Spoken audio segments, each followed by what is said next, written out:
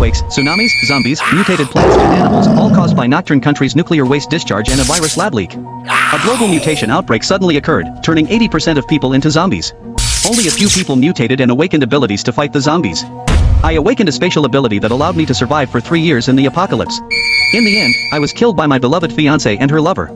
Luckily, I was reborn. So I immediately began stockpiling supplies. Relying on my memories from the previous life, I helped the former Ice Queen solve her company's crisis. However, my miraculous performance aroused her suspicion, and she ordered an investigation into my identity. Looking at the ordinary personal information in front of her, Aurora was stunned. No education, no money, no powerful background, no special training. How could such an ordinary person know so many of Lumine Corp's secrets? What she didn't expect was that I, who had just obtained $500 million, appeared at the city's largest slaughterhouse. And in Lumine Corp's name, ordered 1,000 cattle. I also paid half the deposit up front. Seeing the happy boss, I instructed him to deliver within 10 days and then drove off. Next, I used the same method to sweep all the slaughterhouses in the city. When I returned home after finishing everything, it was already 11 p.m. I had just finished my shower when I unexpectedly received a call from Vanessa's best friend, Jade. It turned out she worked at a bank. After seeing $500 million deposited into my account today, her manager, knowing she was acquainted with me, appointed her as my personal account manager. Listening to her various flattering and seductive words over the phone, I was not interested and casually replied a few times before hanging up. Birds of a feather flock together. As Vanessa's best friend, Jade was also not a good person. In the previous life, she also harmed me. Once, she took all our remaining food while I was out. After that, Vanessa and her lover conspired to kill me. A ringing interrupted my thoughts. It was Vanessa calling. How coincidental. These two women calling one after another must be up to something. So I answered the phone. Sure enough, Vanessa asked, "Dear, I heard from my best friend that you received $500 million today. Is that true?" After confirming, she was ecstatic and, for the first time, praised me. I always knew you were capable of making big money. In the previous life, she always despised me, mocking that I was only fit to be a warehouse manager for life.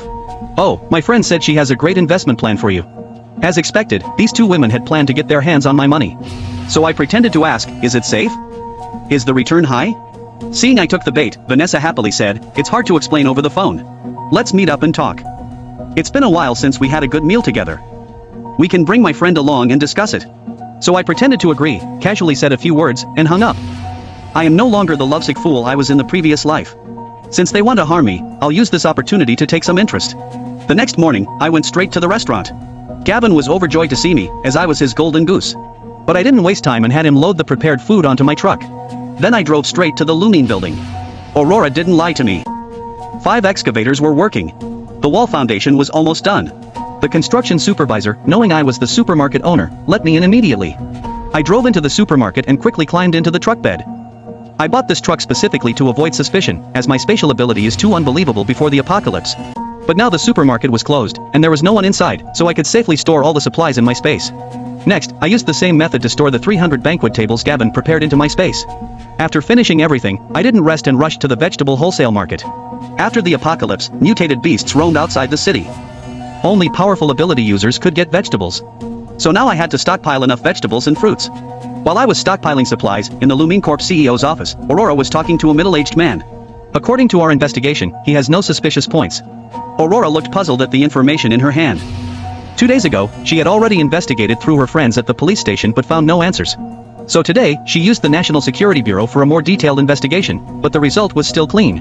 No contact with foreign forces. No connection with Secretary Emily or Director Victor. How did he know everything about Lumine Corp? The middle-aged man spoke. Based on our analysis, he might be a patriot. Most of his social media posts criticize those who hate the country.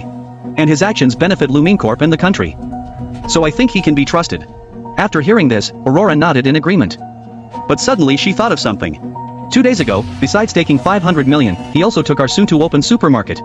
And made many strange requests. She handed a list to the middle-aged man.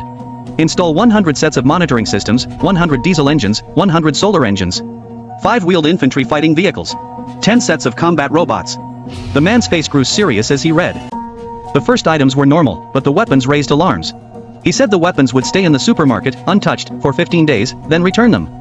I agreed, but to avoid accidents, I removed the weapons from the vehicles and robots, Aurora explained. She invited this National Security Bureau official to prevent the weapons from falling into criminal hands. But the official disagreed with her plan. No, follow his requests. Equip all weapons and ammunition. If he's really involved with a criminal group, we can catch them all. You mean using a long line to catch big fish? In the following days, except for Aurora contacting me to hand over the supermarket management and supplies, only my girlfriend Vanessa reached out. She invited me to the city's most expensive hotel for dinner. It turned out she and Jade lost their lover's money and dressed him up as a billionaire from Forex trading, trying to lure me into the Forex market. If I were still the love-struck fool from the previous life, I might have been deceived. But after Rebirth, I gave them a false hope, saying I could invest 200 million. Then I ordered a 500,000 meal to make them pay dearly. Because they wanted my 500 million in the bank, they had to endure it. In the following days, I ignored Vanessa's continuous contact and accelerated my stockpiling. News frequently broadcast various reports. Biting incidents in Nocturne Country. A mysterious virus discovered under Antarctic glaciers. Nocturne Country began discharging nuclear wastewater. A lab leak in Nocturne Country. This accident led to the apocalypse in the previous life. Everyone worldwide got infected, 80% turned into zombies. The survivors mutated.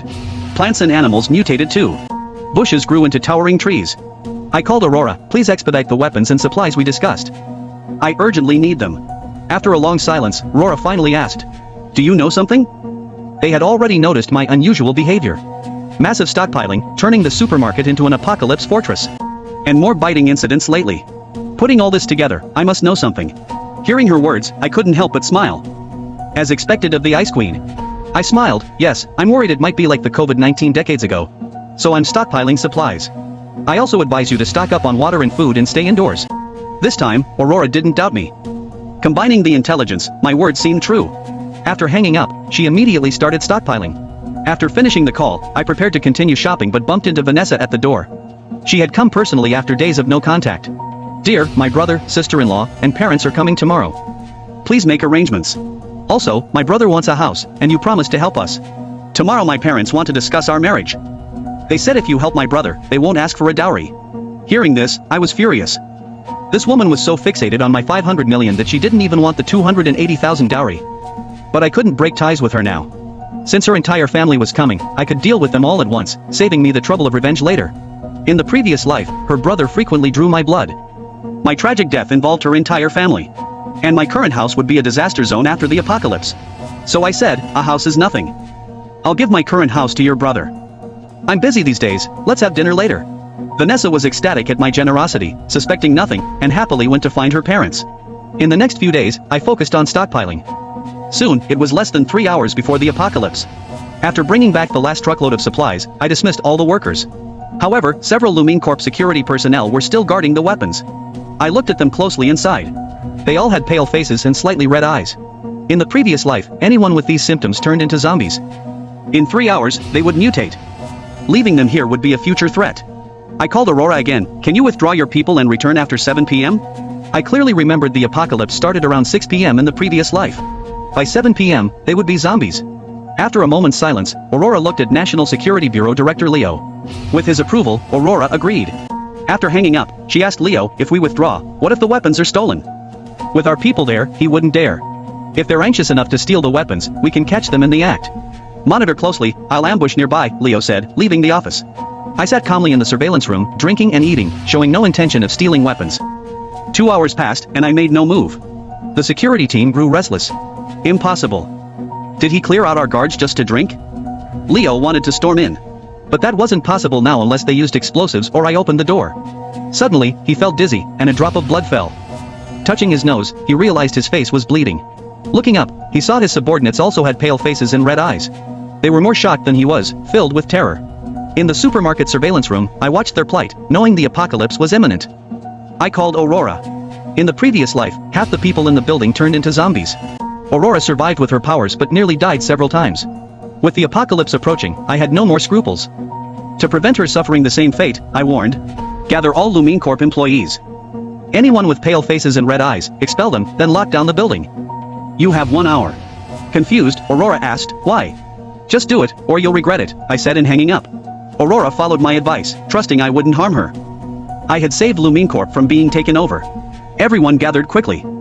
Aurora made up an excuse to expel those with symptoms. She then ordered the building locked down and returned to her office. In the office, she saw the surveillance footage showing hell. The expelled staff turned into zombies, attacking people crazily. 10 pedestrians were killed instantly. Every surveillance screen showed the same scenes nationwide.